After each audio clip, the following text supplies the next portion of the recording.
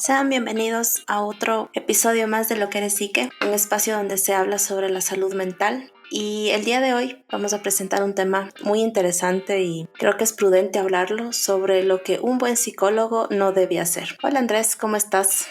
Bien, Dani, ¿tú cómo te encuentras? Bien, aquí feliz de poder compartir este espacio de nuevo. Hemos traído este tema tan interesante, sobre todo porque en este tiempo creo que la función del psicólogo en una pandemia tiene gran relevancia, pero también podemos encontrarnos con profesionales que no están ejerciendo el rol, la función como psicólogos, ¿no?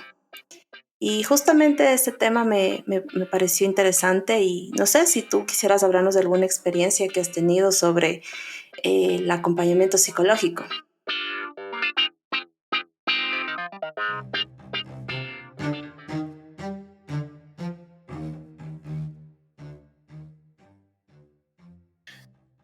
Claro, yo no sé si todas las personas en la vida alguna vez hemos necesitado de un psicólogo.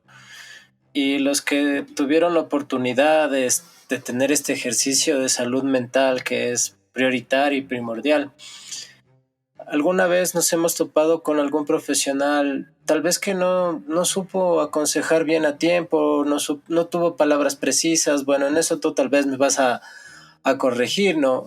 Si me refiero a algún término que no sea correcto, ¿no? Porque a la larga el psicólogo no está para resolverte la vida tampoco. Sin embargo, sí está para ayudarte y darte pautas a seguir. Pero claro, yo tuve una experiencia en el colegio. En el colegio existían los dobes, o sea, existían los psicólogos como de planta, se podrían decir, que estaban para guiar y para todo. Imagínate que yo estudié en un colegio militar y encima habían psicólogos que tenían como esa estructura militar, se podría decir. Y había esta idea de reprender, como que de reclamar delante de los demás cualquier cosa que no les parecía bien. O sea, yo creo que eso hacía más un daño que un bien, se podría decir. Sin embargo, yo creo que no se puede juzgar a una ciencia o, o a un estudio, se podría decir, porque los tiempos van cambiando y se van modificando, ¿sí? Las líneas de pensamiento, los avances también que ha habido, la experimentación en ciertas cosas, nos ha llevado a que estas cosas no están bien. No sé, ¿tú qué opinas de eso? O sea, es como complejo, ¿no? Sí, o sea, a mí me parece interesante esto que tú me comentas sobre estos espacios que han existido en los colegios, que también existen en los trabajos. Y es por eso que ahora que yo ejerzo mi práctica clínica y donde veo que hay muchos psicólogos que no se comportan con una ética profesional. Y esto ha llevado a que se juegue un prestigio de una profesión que muchas veces ha sido devaluada por desconocimiento sobre lo que se realiza. Y yo te digo esto porque muchas personas han llegado a consulta conmigo y me han comentado sobre experiencias con otros psicólogos, en donde realmente de alguna forma, aunque no parezca, el encuentro con una mala experiencia con un psicólogo también puede imposibilitar de cierta forma el trabajo con el nuevo procedimiento, con el nuevo acompañamiento psicológico. Y eso también ha llevado a que muchas personas se encuentren en este dilema si es que realmente vale la pena seguir yendo al psicólogo. Y como tú lo dices, sí, si bien es cierto, nuestra función como psicólogos no es tomar decisiones de la vida del paciente, ni decirle qué hacer realmente, pero sí tenemos la función de inducir y hasta un cierto punto de orientar sobre alguna causa o algo que le esté afectando gravemente. Entonces, de alguna forma, me parece, porque muchos testimonios de gente conocida, de pacientes, han llegado con este malestar, de que realmente no quieren ir al psicólogo. Entonces, imagínate, estamos en una sociedad, y yo voy a hablar desde el Ecuador, desde Quito, donde yo vivo y donde yo ejerzo mi práctica clínica, y que me doy cuenta que por sí ya es difícil que la gente tenga este movimiento en su vida para ir a un psicólogo, en donde se hace un trabajo analítico profundo de cada persona, que es el proceso individual de cada persona, que El psicólogo estamos ahí para acompañar, para orientar de cierta forma, pero no decidir sobre la vida del paciente. Porque de alguna forma este tipo de encuentros pueden perjudicar gravemente. Entonces, no sé si tú también has escuchado con la gente de tu alrededor que tiene ese prejuicio, como que dice, no, ¿cómo ver al psicólogo? ¿Acaso que yo estoy loco? Sí, es que mira, aquí en el Ecuador hay ciertas cosas. Más que nada, tú cuando ya has cruzado la universidad, ya tienes un criterio, o sea, como una forma, no de juzgar a otro profesional, ¿no? Pero sí sabes de que los conocimientos que tú tienes, cómo lo apliques en la vida y cómo resuelvas los problemas que se te presenten, o sea, va mucho de la ética, tu formación, el interés que tú pongas por aprender y por querer cambiar o mejorar las cosas, ¿no? Pero bueno, o sea, el tema con esto es que sí te topas con muy malos profesionales en la vida, en todo tipo. O sea, no voy a decir que hay alguna rama o alguna ciencia o algo que se salve, ¿no? Ujú. Porque muchas de las veces las personas se dedican a estudiar algo por un rédito económico. Creo que ese es el interés, no sé, primordial para algunos, o tal vez es la profesión, la idea de cambiar. Eso sería de analizar, ¿no? O sea, que por qué ciertas personas estudian cierta carrera, ¿no? Que por ejemplo yo me he topado en la vida con personas que han entrado a una carrera o a alguna institución o a formar parte de algún grupo o de algo. Y así como hay buenos elementos, también hay malos elementos, se podría Ujú. decir. Y hay personas que no le ven la importancia a las cosas que están haciendo. Solo lo hacen para un rédito personal, para adquirir prestigio, y se nota esa falta de interés para mejorar las cosas. Y a mí eso me ha preocupado mucho. Y en el Ecuador es muy común toparse con ciertas cosas así. Por eso, mira, la clase política también se podría decir que no es muy buena en ciertos aspectos, las personas que ocupan ciertos cargos. Ahora imagínate en este punto de la salud mental, o sea, un profesional que no esté interesado en mejorar o de mejorar su conocimiento, aportando a que se investiguen nuevos temas o que mejoren más las cosas. No sé Ujú. si me hago entender en ese punto. Sí, pero es que tal vez pienso que desde esa idea de ayudar al otro, y esto me vino a la cabeza cuando yo estaba como estudiante. Recuerdo que en algún momento una profesora nos preguntó sobre por qué decidimos estudiar psicología. Y bueno, obviamente muchos compañeros explicaron que era por este interés por la conducta humana, sobre la función del comportamiento en cada persona. Y algo que me pareció interesante es que justamente una amiga le dijo que ella decidió estudiar psicología porque quería ayudar a la gente. Y mi profesor en ese momento nos volvió a poner en ese lugar en el que, si bien es cierto, tenemos una función como brindar este acompañamiento, este apoyo, pero que no tenemos la función de ayudar en sentido de hacer lo que la persona necesita. Y es por eso es tan importante comprender que el acompañamiento es eso, un acompañar. Y algo que tú también lo mencionas y que también me parece prudente hablarlo en este espacio es sobre la corriente, porque si bien es cierto, el trabajo terapéutico va a depender mucho desde la corriente en que la persona haya decidido estudiar, ¿no?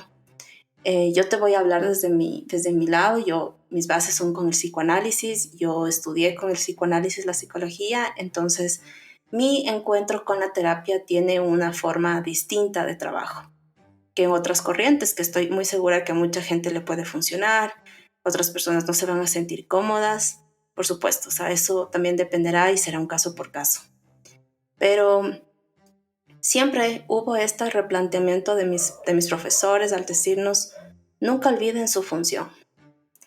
Y es eso exactamente, la función de acompañar, de sostener, la función que va desde el lado de darle estas herramientas que en algún momento el paciente necesita para poder sobrellevar alguna situación, pero que realmente no estamos necesariamente ahí para como ayudar explícitamente, porque ayudar implica darle haciendo, y esa no es nuestra función.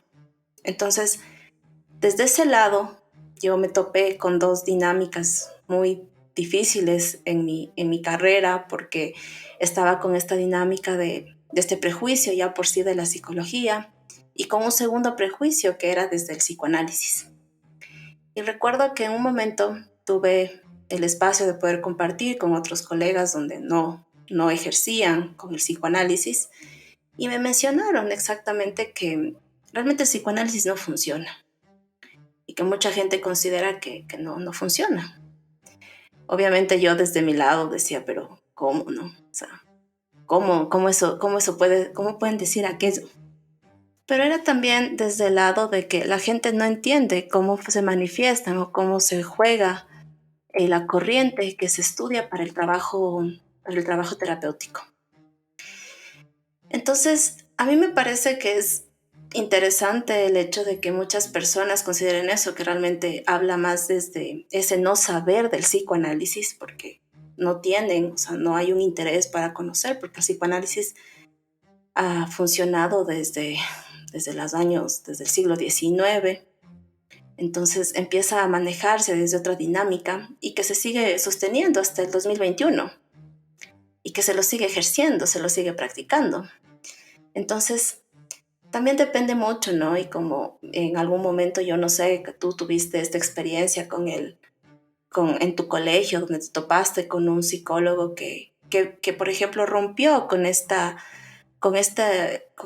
punto más importante que es con la confidencialidad que se debe de mantener. Entonces, no sé hasta qué punto ese tipo de encuentros puede generar en muchas personas malestar. Claro, y eso puede ampliar más que nada la cuestión que estés sufriendo, lo que estés pasando. Ujú. Pero mira, Sí, Dani, o sea, más que quitarle el misterio y todas estas cosas de la mente, porque sí implica ciertas cosas así ocultas, ¿no? Solo de la gente que se dedica a estudiar ciertas ramas sabe ciertos secretos y ciertas cosas profundas de lo que es, ¿no? Una persona por ahí tal vez dijo que la solución para esto era esto, y eso se tomó como un principio de realidad. Eso pasa hasta en la religión y pasa en ciertas cosas, ¿no? Yo no los juzgo tal vez a los profesionales que me topé en mi niñez, ¿cachas? En los años, bueno, sí, ya soy un poco mayor, no voy a decir mi edad, pero en a tus lo que años de voy, adolescencia. sí, en mis años de adolescente, de niño adolescente, sí.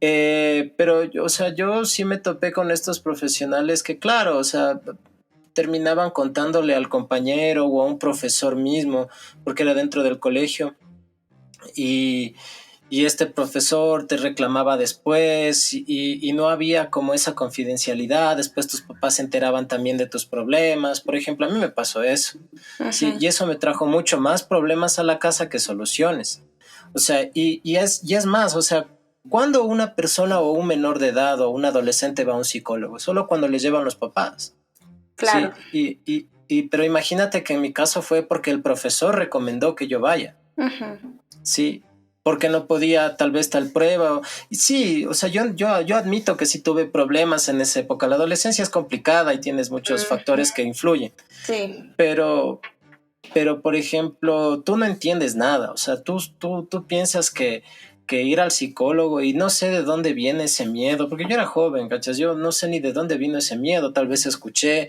tal vez lo vi en algún lado, tal vez, no sé, pero eso de ir al psicólogo era algo feo, ¿cachas? Porque te estaban diciendo que tú eres loco, así que tienes algún problema.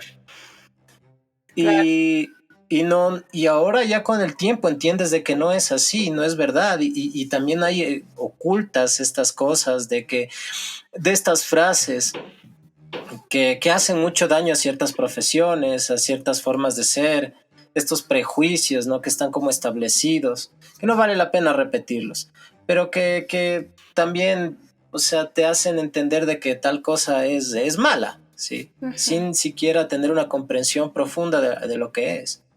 Sin embargo, esto que me pasó a mí, yo creo que les pasa a muchas personas y hasta en la actualidad sigue sucediendo. Sí, sí, sí. Incluso yo me di cuenta que las redes sociales también permite como que la gente pueda contar experiencias, espacios donde justamente hablan sobre estas malas prácticas que han ejercido algunos psicólogos en la vida de las personas y cómo han generado que ciertas palabras le toquen de una manera que se sientan peor.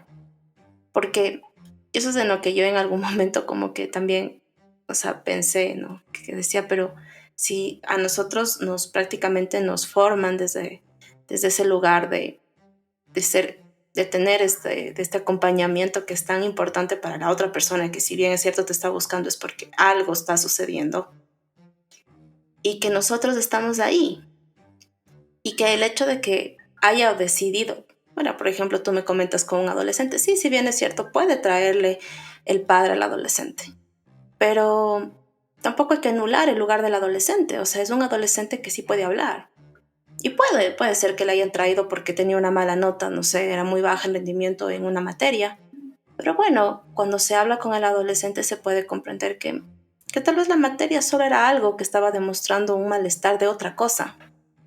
Entonces, el hablar de eso o el permitirle al adolescente que lo hable, bueno, puede ser con palabras, muchas veces lo puede hablar con actos, posicionándole también en ese lugar como un sujeto que puede hablar, que puede decidir, que puede pensar. Entonces, desde ese lugar también entra la empatía, ¿no? De darle ese lugar al paciente, en este caso, que diga lo que siente y que haya esa confidencialidad. Y que no tiene por qué romperse ese espacio donde es un espacio que debe ser seguro, en donde la persona se sienta con la libertad de hablar lo que quiera, que sienta que no es un lugar donde se le va a juzgar, donde se le va a criticar. Al contrario, es un espacio donde se puede trabajar con aquello que le genera tanto dolor, tanto sufrimiento. Entonces, en algún punto, eh, ahora que ejerzo como yo la práctica clínica, trabajar con personas que tienen malas experiencias de procesos terapéuticos es un proceso que lleva más tiempo, por ejemplo, de alguien que no ha llegado con un procedimiento anterior, ¿sí? Y también se queda con esa, y que también sí funciona muchísimo el hecho de que las personas acudan porque saben que la otra persona tiene un conocimiento que ellos no tienen. Es que así funciona con la medicina, o sea, cuando tú vas a un cardiólogo, donde vas donde un neumólogo, o sea, son personas que se encargaron de estudiar cada órgano y que tenemos la seguridad de que, bueno, van a saber al menos más que nosotros, algo más. O sea, si bien es cierto, podemos nosotros investigar en el internet, podemos saber de algunas cosas, pero ellos van a saber más porque estudiaron eso.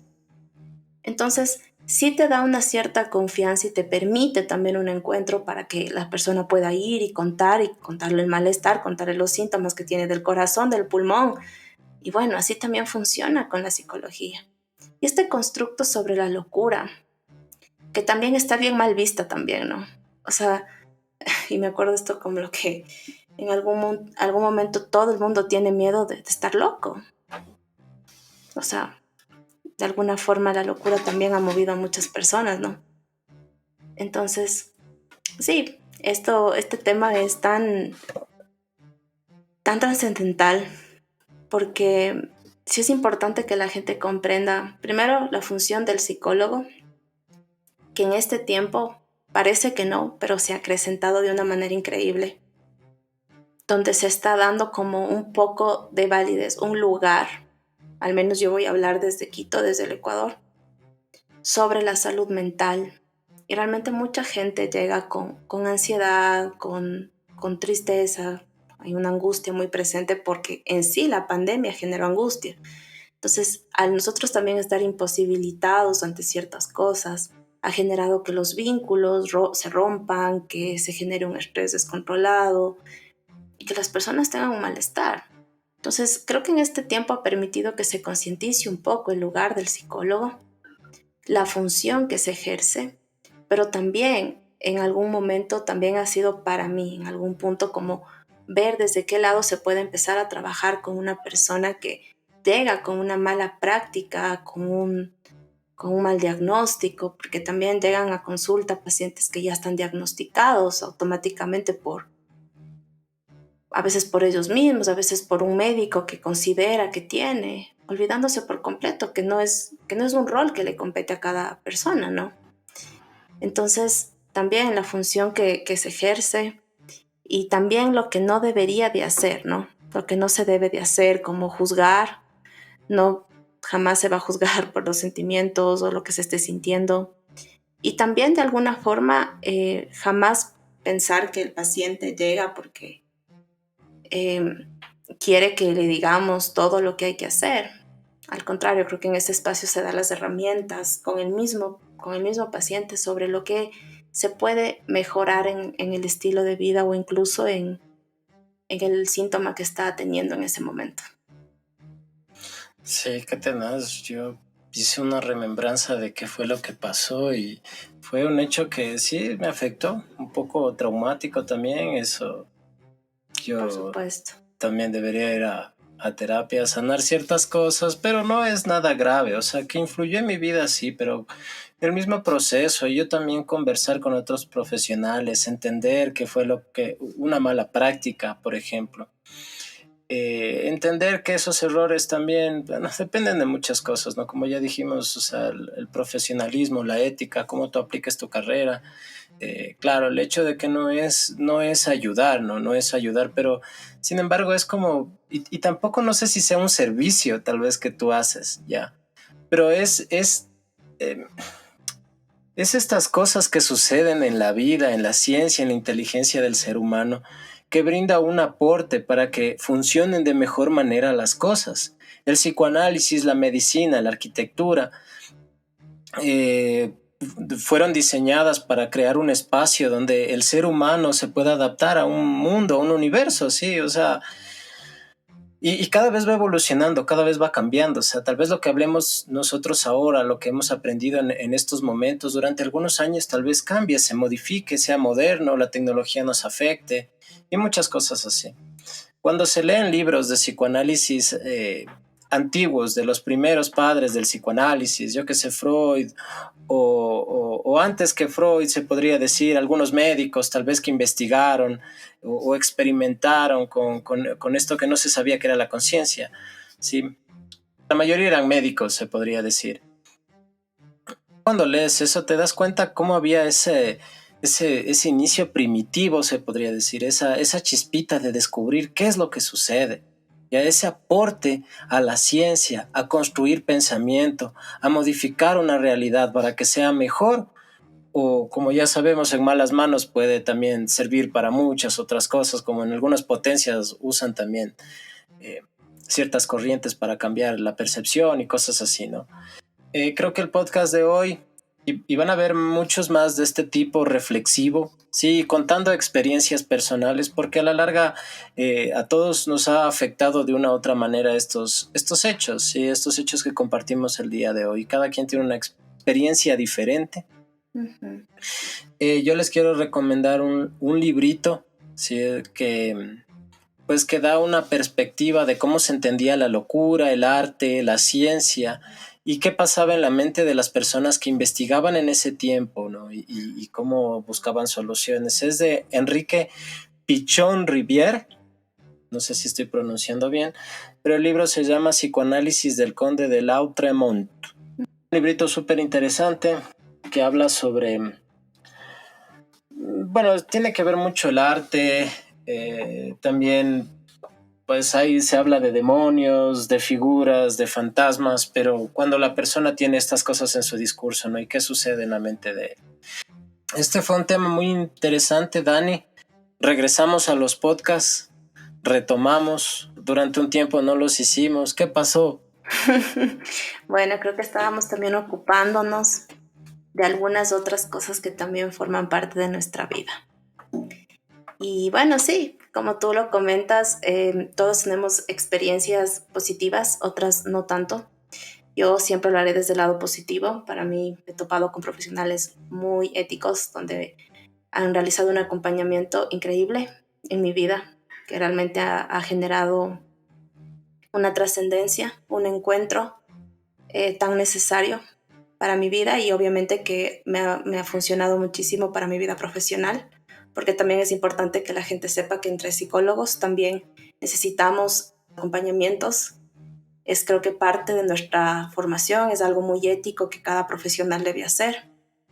Y obviamente con mi psicóloga, con mi analista, con la que yo puedo participar de estos encuentros, sido enriquecedor el espacio. Realmente cuando escucho estos testimonios de mucha gente que tiene estas malas experiencias, no voy a mentir, sí me da un poco de tristeza porque no han podido vivir las experiencias que muchas otras personas sí hemos tenido como la suerte, se podría decir. Entonces, estos encuentros con estos podcasts tendrán este lugar donde habrán momentos de reflexionar, de hablar, de compartir. Quiero que la gente también sepa de la importancia que tiene estos encuentros de la salud mental, no solo para el público, para hacer conocer sobre ciertas enfermedades, sino también para que la gente sepa sobre las funciones que ejercemos los psicólogos. Los psicólogos, bueno, en mi caso clínicos, y cómo de alguna forma estos encuentros con la psicología, el hablar sobre el rol que tenemos los psicólogos nos puede permitir o incluso puede permitir que se pueda sostener el acompañamiento psicológico, que se pueda sostener la cura, el camino a la cura, eh, que simplemente es entendiendo y resolviendo algunos conflictos que tenemos, ¿no? Y que sobre todo mediante, bueno, mi formación es con el habla, con la palabra, que es tan importante. Entonces, gracias por compartir tu experiencia conmigo y con la gente. Y no se olviden también de seguirnos en nuestras redes sociales, en Facebook, en Instagram, en YouTube, y en todos los medios que se puede escuchar, los podcasts que estamos ahí presentes. Y nos seguiremos viendo, nos seguiremos encontrando. Y un abrazo para todos. Un abrazo y hasta la próxima.